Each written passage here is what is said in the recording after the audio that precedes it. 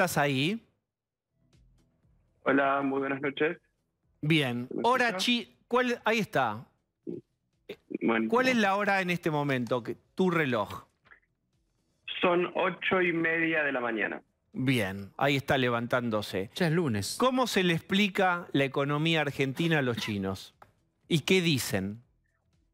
Bueno, es bastante complejo explicar situaciones que no son normales en muchos países del mundo, bueno, en la mayoría de los países del mundo.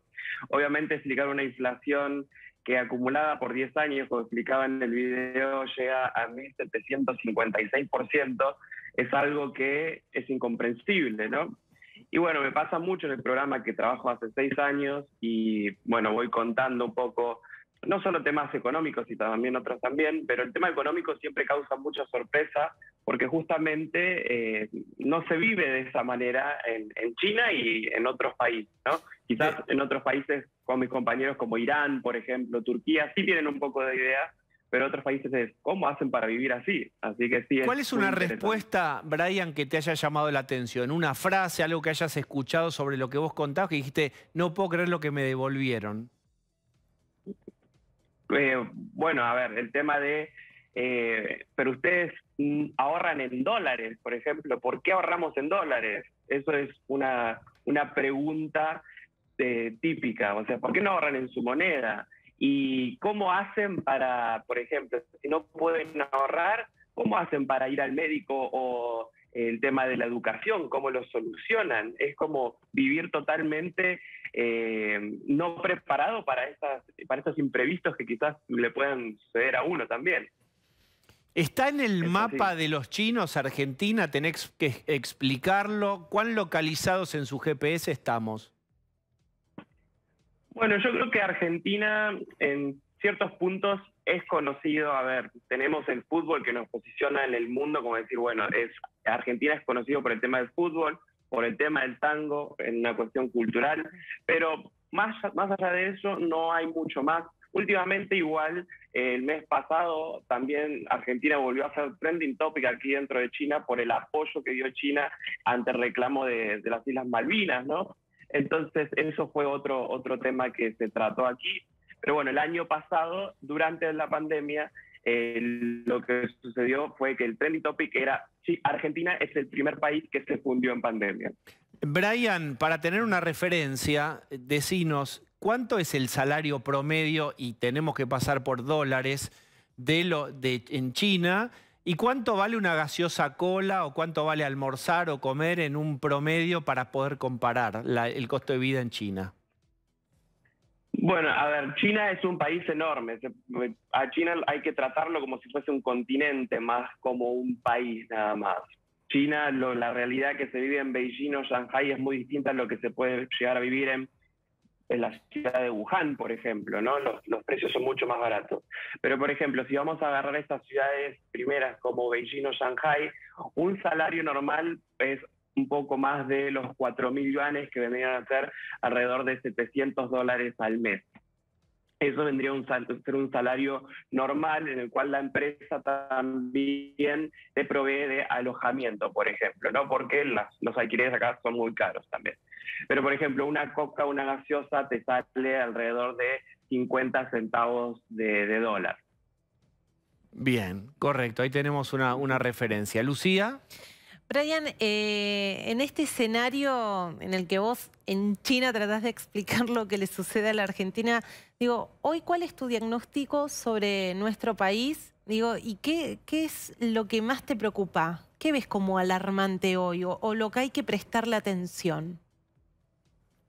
Yo creo que hay que prestarle atención a muchas cosas. El tema de la inflación, la devaluación, son temas que obviamente afectan a todos, pero también tenemos que ver el tema de lo que es la fuga de cerebros. Es otra de las cosas que sucede en Argentina, que salió como el primero de Latinoamérica que está sufriendo eso. Y siempre yo creo que decimos, vamos en camino a Venezuela. Y yo a veces lo que digo, que quizás suena fuerte, es que ya somos la Venezuela, no la Venezuela de hoy, sino que somos la Venezuela de hace 6 años, o sea, donde la gente se empezó a ir. Entonces eso es muy triste, que yo lo veo desde afuera, desde mi país lo amo obviamente, y veo esa decadencia y es muy triste verlo, porque afecta a todos aquellos que conozco, ¿no? Pero bueno, yo creo que hay que darnos cuenta de los problemas que estamos teniendo y que vienen acumulados de hace años, ¿no? Yo por eso dije en mi dato que proporcioné ahí, de hace 10 años, no importa el que estuvo en el poder, pero en 10 años nos degradamos así. Así que sí, es muy triste. Brian, ¿cómo es el nivel de libertad que tenés vos para opinar y cuál es la relación del gobierno con los ciudadanos y las restricciones y el nivel de obediencia con un gobierno en China? Bueno, en mi caso, yo trabajando en la televisión no tuve problema de decir, bueno, esto no puedes hablar, esto no puedes decir.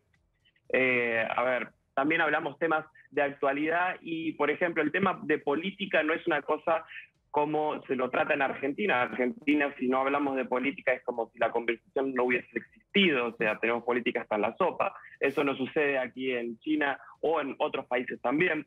La relación, el tema de las restricciones y demás, por ejemplo, en el tema del coronavirus, en este último rebrote, si lo queremos poner como un ejemplo, es en 2 semanas prácticamente controlaron todo. ¿Por qué? Porque controlan muy fuertemente cuando hay una situación así de emergencia, se le quiere decir, y hay mucha adhesión a las normas.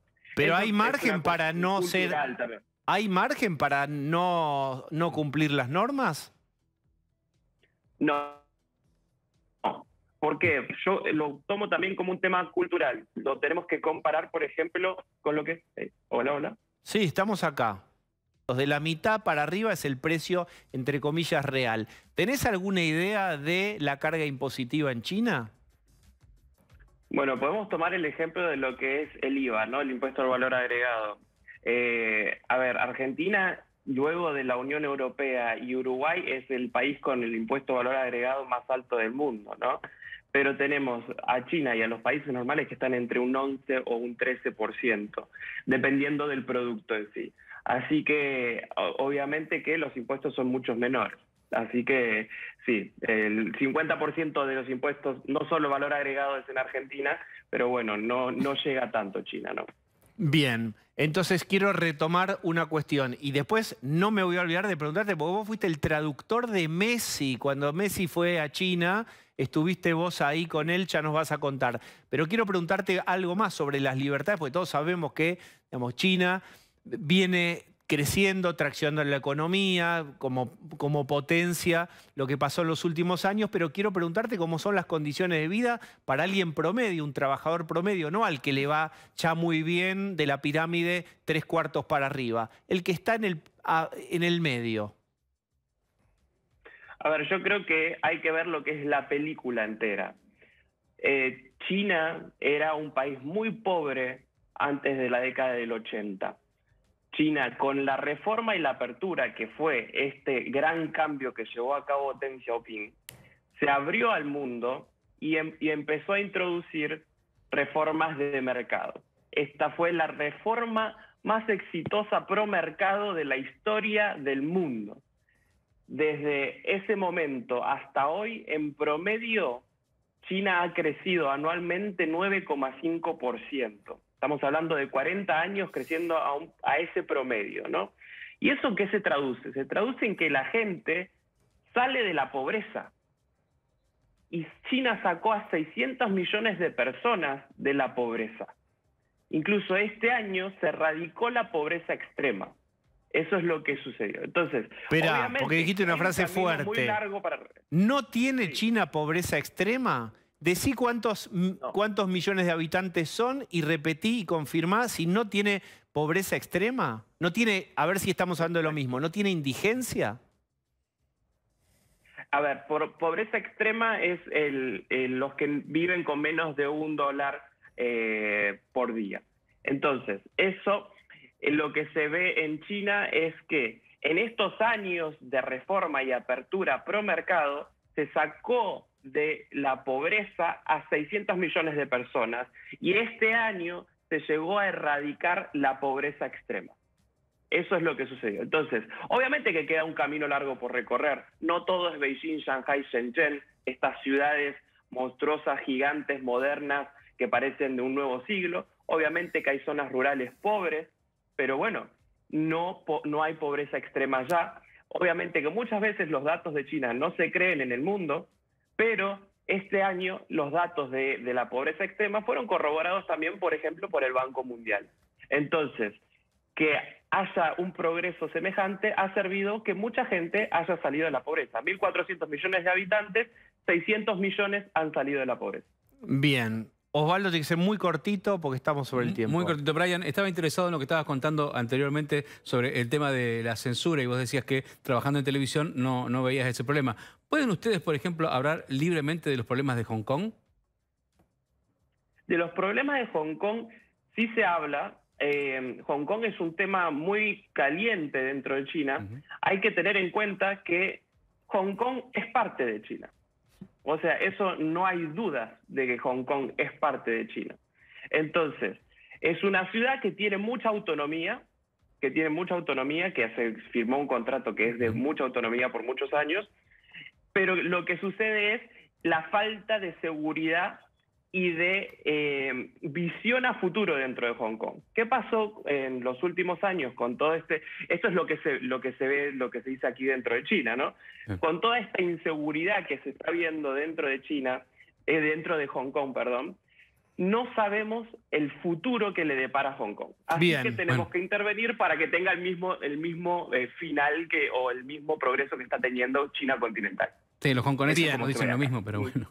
Es así. Claro, seguiríamos, una vez que enganchamos un corresponsal en China, queremos exprimirlo al máximo. Te volveremos a llamar, Brian, pronto. Muchas gracias. Muchísimas gracias. Que tengan muy buenas noches. Bien.